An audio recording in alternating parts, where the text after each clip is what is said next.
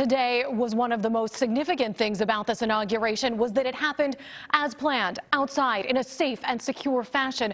President Biden and Vice President Harris both taking the oath without incident today, but now with challenges ahead. I, Joseph Robinette Biden Jr., do solemnly swear. One hand raised, the other on a family Bible whose use has marked Joe Biden's oaths as a Delaware senator, vice president, and now president of the United States. The oath outside the Capitol, this time a moment that conveyed not only tradition, but determination. Here we stand, just days after a riotous mob thought they could use violence to silence the will of the people, to stop the work of our democracy, to drive us from this sacred ground. It did not happen. It will never happen. Not today, not tomorrow, not ever. The ceremony taking place today in a city on heightened alert. The security here is unlike anything I've ever seen. Barbed wire, fences all around. Congressman Boyle was among the limited crowd allowed to be there in person. What was the feeling there today?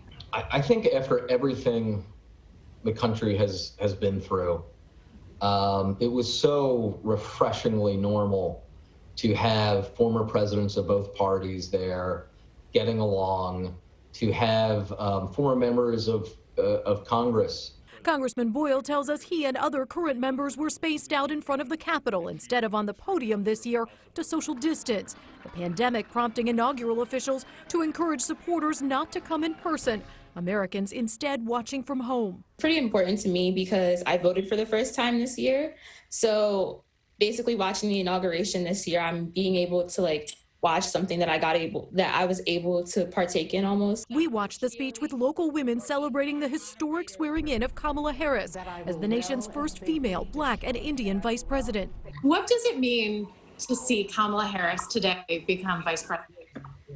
It really means that if you work hard and you can do whatever you put your mind to. In his address today, President Biden acknowledging the work still left to do to combat a deadly virus and more. And now, a rise of political extremism, white supremacy, domestic terrorism that we must confront and we will defeat.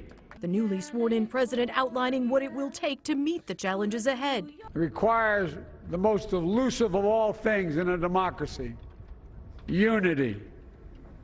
Unity. This was a very different inauguration day. I was in Washington 4 years ago when President Trump took the oath of office, but today supporters of President Biden watched from home. Coming up next hour, I'll have more with that group of women watching Vice President Harris be sworn in, including their reaction at the very moment she took the oath. I'm Mayk, NBC10 News.